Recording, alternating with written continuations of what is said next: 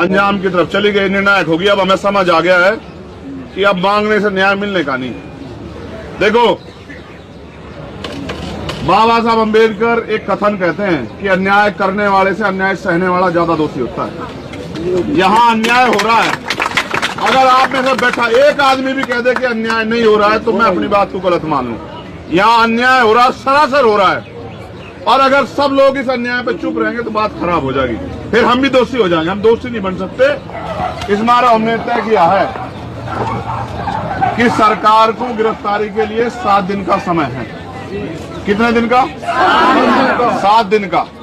इसमें वो अपने 164 के बयान करा लो पुलिस के लोग, और जो फॉर्मेलिटी करनी है सब करा लो, क्योंकि हमने देखा है यहाँ 3 दिन में कानून बन जाता है। यहाँ सुप्रीम, उसमें लोकसभा में, राज्यसभा में, और फिर राष्ट्रपति जी भी उसको वो कर देते हैं।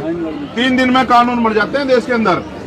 अगर सरकार की न्याय देने की नीयत हो तो सारे काम हो सकते हैं। देखो, अगर लड़ाई होती सामान्य आदमी के साथ, आप इस बात को भी समझो, तो फिर इन्हें यहाँ बैठने की जरूरत नहीं। लड़ाई इतने ताकतवर लोग होते हैं जिन पर मुकदमा भी सुप्रीम कोर्ट के आदेश से लग रहा है, और फिर आगे गिरफ्तारी, और वो तो बहुत अलग की बात है। और फिर उन पर इतनी भी ताकत है, बताओ, यहाँ तक उनके समर्थन के भी लग गए बोर्ड।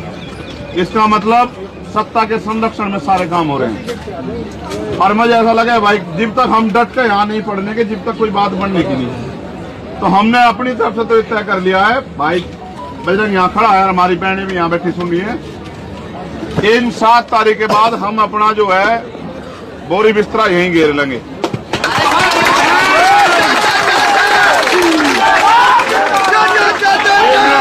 और उसके बाद जब तक, देखो भाई, कुछ चीजें राजनीति, पार्टी, सब चीजों तक पर होती है। ये लड़ाई बिल्कुल वैसी ही है।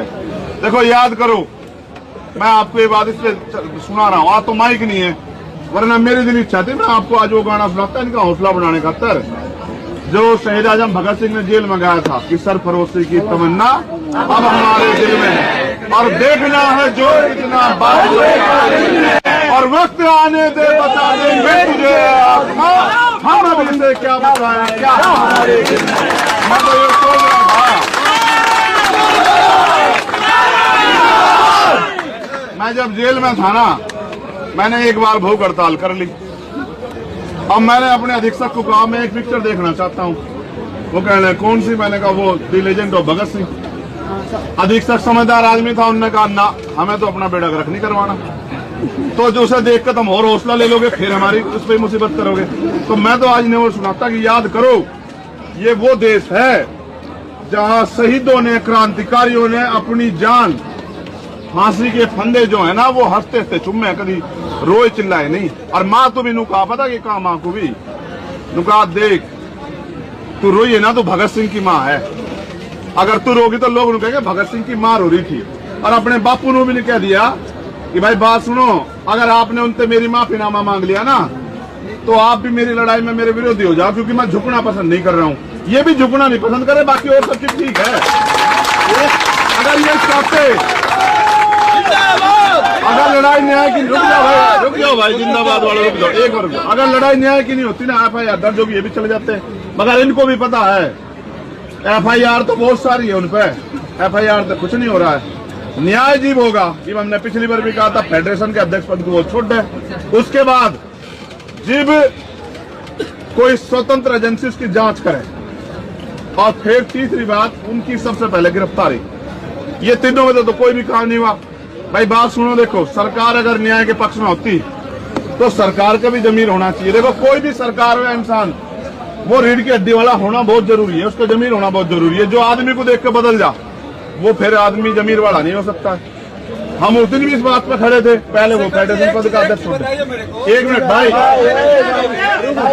मैं ये बात भी स्पष्ट कर दूं, एक मिनट भाई भी दूंगा जवाब। मैं ये बात भी स्पष्ट कर दूं, ये जितने लोग थारे आसपास सारे थारे नहीं, ये भी याद रखिए तुम, ठीक है? ये बात अच्छी सुनो, हमारे यहाँ पे एक कहावत है कि जो दुश्मन सामने खड़ा है उसको लड़ा जा सकता है, लेकिन जो पीठ पीछे खड़ा है उसको नहीं लड़ा जा सकता। समझ रहे हो? ये जो भीतरघात है, जो घर का वेदी लंका, वो काम बड़ा खतरनाक है। आपके जो आसपास जो लोग बैठे हैं ना, ये जो उल्टे से सवाल कुछ करते हैं। मैं एक ऐसा आदमी हूँ, मैं पिछली बार आया था आपसे, मैंने पता क्या कहा था, यहाँ जितने लोग बैठे हैं, मैं पार्टी और सबको कहा था कि पार्टी बाहर छोड़ गई हो, अपना झंडा वंडा सब बाहर छोड़ के यहाँ योग तब इनकी मदद करने को आए हो। फिर भी अगर उस तरह की चीज यहाँ तो इसका मतलब ये है कि बहुत सारे लोग उनके ही बैठे हैं जो उल्टी सी बात छोड़ते रहेंगे। भाई कुछ ही कह लो, बात सुनो, पिछली भी जीतते थे और यहाँ भी जीतेंगे, इसे भी हारने के लिए हाँ सुनो, मुगल भी थे, अंग्रेज भी थे, सारे थे। जी हम उनसे नहीं हारे तो इन तक कर हार जाएंगे। एक और बात सुनो, गुलामी जो है ना हमारे यहाँ है, गुलामी की बेड़ियां काटने की बात हम बार बार करते हैं। गुलामी सिर्फ मानसिक नहीं होती, शारीरिक नहीं होती, मानसिक भी होती है। भाई अंग्रेज अध्यक्ष तो थे और सब पर राज कर रहे थे, इतने तो थे भाई, भारत ज्यादा तो नहीं थे, लेकिन गुलाम कितने लोग थे देखो आप। बहुत बड़ी आबादी जो चाहती ना एक चांटे में भगा देती उन्हें, लेकिन वो सब गुलाम बन के बैठे थे क्योंकि एकता नहीं थी और ना लड़ना चाह रहे थे। जब इन्होंने लड़ने का झंडा ठा लिया, हम इनकी गेल हैं, जो मुसीबत आओगी हम उसे बराबर भी झेल लेंगे।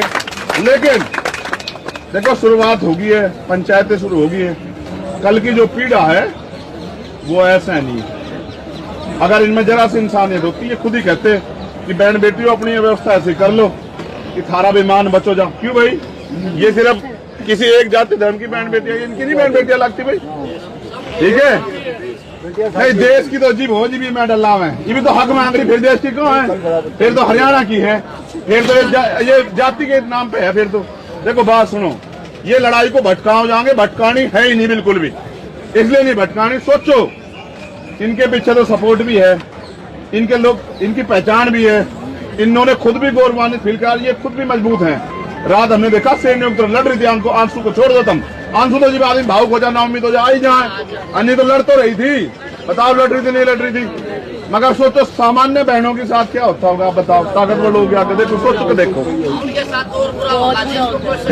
फिर आप सोचो सही, जब यहाँ दिल्ली की सरजमी पे पुलिस इस तरह से होगी, जहाँ मीडिया भी देख रही है, मीडिया भी नहीं कह रही भाई यो क्या कर रहे हो, आप सोचो गांव देहात बस्ती में क्या नहीं सहना पड़ता होगा।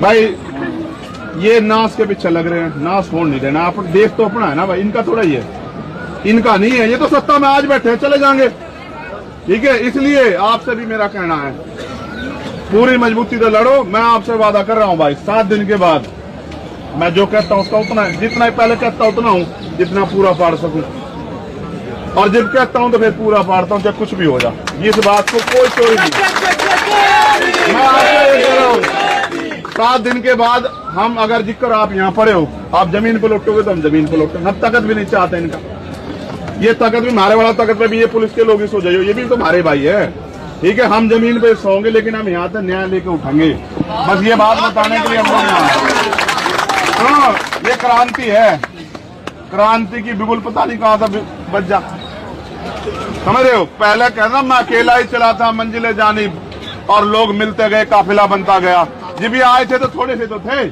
पहलवान, अब देखो ये जितने लोग यहाँ बैठे, एक आदमी 10-20 आदमी को ला सकता है। अब आप चिंता मत करो, बस आप भेटे रहो, जेकर आप कुश्ती के उसमें जाके 2-4 वो कौन से दांव हो मार दो, धोबी पछाड़ वगैरह, आप उसी में रहो अपने दांव में, बाकी तो सब लोग तैयार हैं।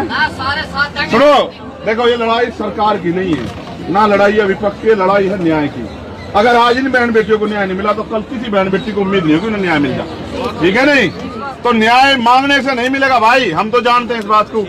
न्याय के लिए लड़ना पड़ता है और जबाड़े में हाथ देकर छीनना पड़ता है, जिनमें दम हो वो छीन लेते हैं। हम इकट्ठे होकर आपकी गेल है, छीनना पड़ेगा। जो मैं बात सुनो, जेल तो छोटा है, ये जिस आंदोलन पर गिर जा वही करेंगे, लेकिन यहाँ तक उठेंगे इसके बाद 7 दिन बाद। जी भी ये मेरे भाई मीडिया के जरिए मेरा कहना है, हमारे बहुत ताकतवर प्रधानमंत्री थे भाई, हाथ जोड़कर निवेदन है यार, इतना तो यार बताओ हद हो किसी चीज की। अगर आप वोट के लिए इतना गिर जाओगे कि एक आदमी को जो अपराधी है, जिस पे इतना सब कुछ तय हो गया, उसको भी नहीं हटा सकते, तो फिर आपका कौन सा जमीर है, किस मुंह तक हो आप बेटी बचाओ बेटी पढ़ाओ। सुनो भाई, आखिरी बार फिर दोबारा दोहरा रहा हूँ, मीडिया के लोग कह रहे आवाज नहीं आ रही। 7 दिन सरकार के, सुनो आवाज इतनी जोर की है जाओगी जेडीयू के दफ्तर तक, पर चिंता ना करो। 7 दिन सरकार के और 8वें दिन यहाँ उल्टा, 8वें दिन हम यहीं बैठेंगे। और 7 कारण है, आप अपनी बात कह लीजिए, आपका मौका होगा। देखो मैं अपना पक्ष रख रहा हूँ। मैं एक मिनट ना रोको ना रोको।